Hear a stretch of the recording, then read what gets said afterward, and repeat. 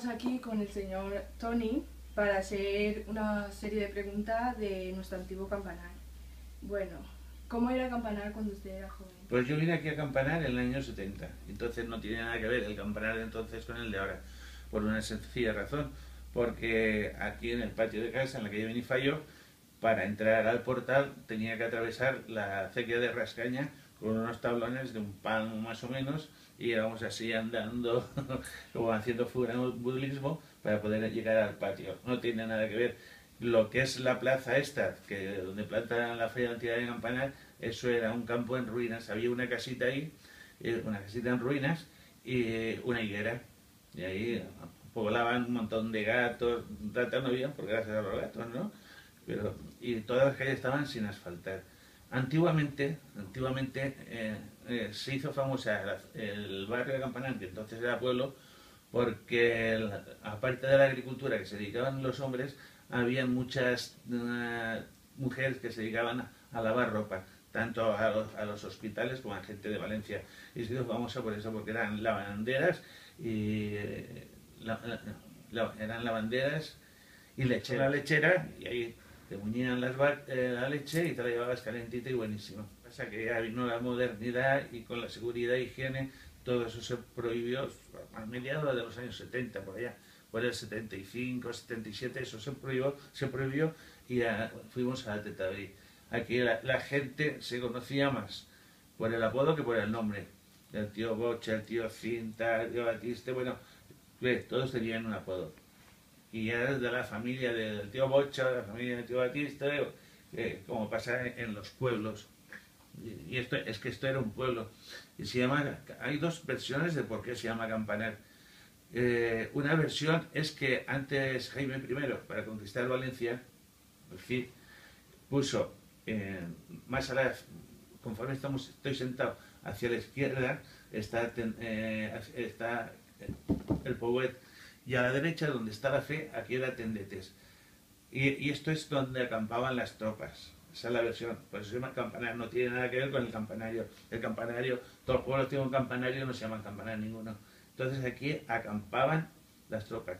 Allá estaban las tiendas donde estaban todos los suministros, todas las cosas. Incluso la gente podía ir a comprar. Y a la izquierda está el Pouet, que era un pozo, que hay una ermita hoy en día, que es donde sacaban el agua para beber, pues, la caballeriza, los soldados y todo eso. O sea, todo tiene un nombre y ese nombre tiene un porqué. ¿Qué comercio os recuerda dónde estaban? Sí, bueno, en esta zona, como ves, eso es todo nuevo. Donde estaban los jubilados en la calle Benidorm, que estaban antiguamente los jubilados, que hace esquina, ahí había una tienda de comestibles. Y en esa tienda de comestibles te lo vendían todo. Todo. Desde un ataúd hasta el cepillo de dientes, o sea, te lo vendían todo. Solamente estaba Marcol, lo que hoy es Hipercor, era Marcol Martínez Colomer, una tienda bastante importante en aquella época, que es por el traste. Lo compró el de Rumasa hizo un desastre, se lo quitaron, en fin, y al final fue Hipercor. Y aquí abajo había la única droguería que había en todo Campanar, aquí abajo.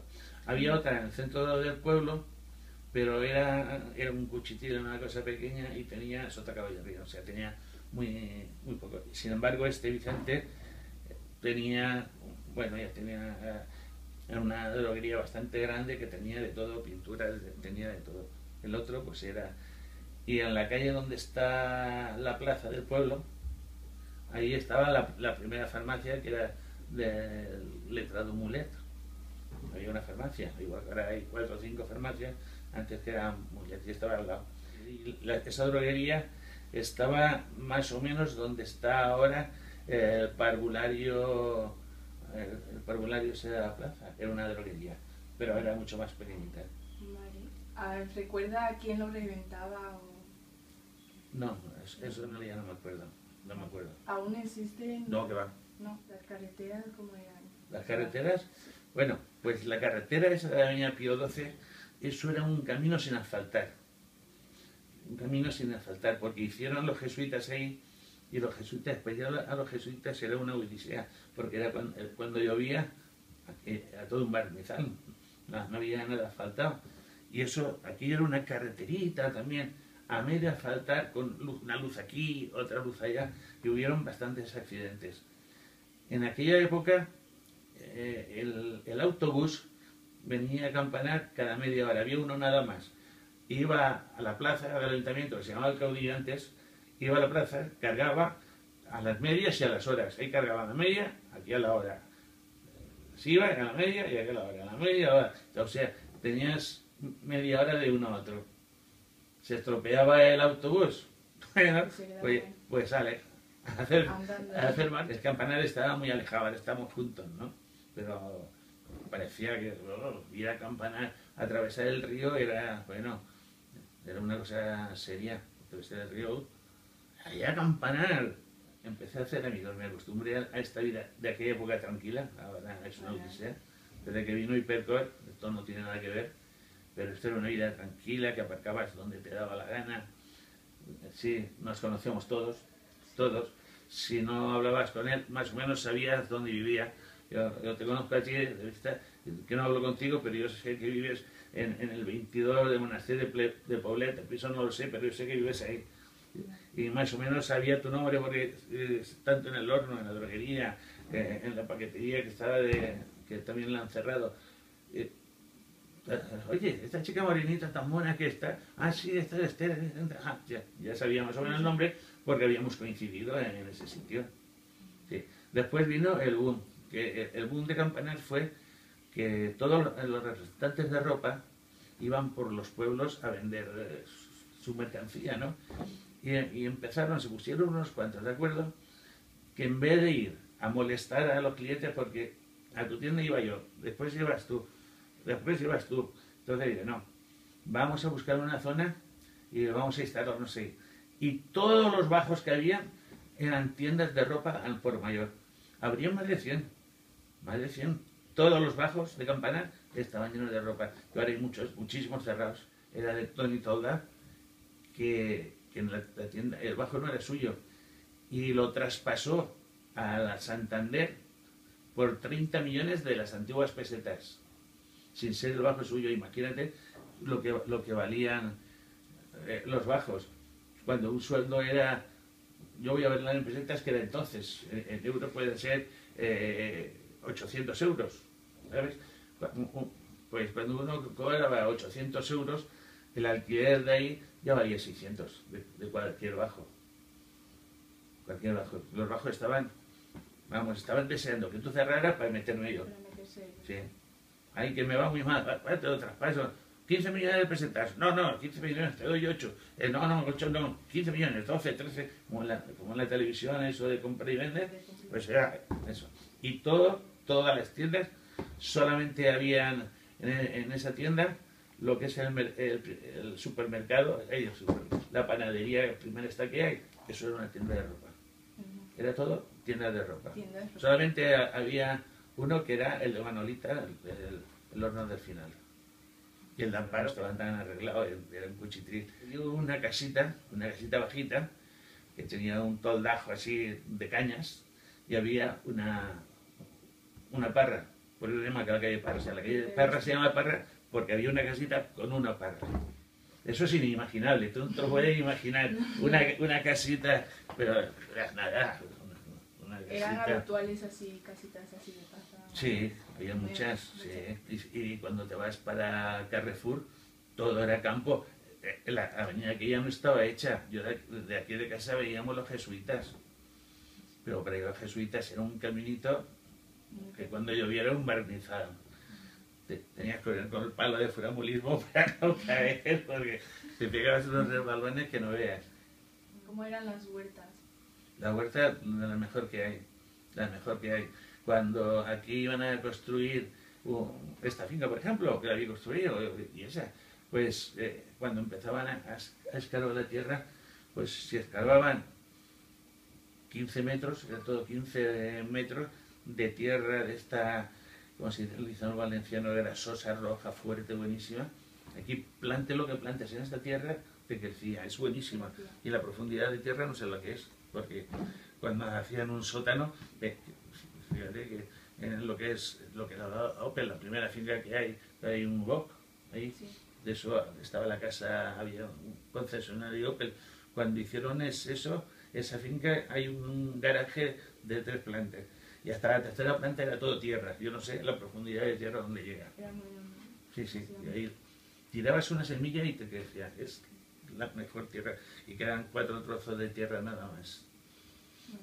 Y cuando vino todo el boom de la edificación, Josep, que vive aquí en la esquina, ese creo que vendió las últimas anegadas a 80 millones de pelas cada anegada.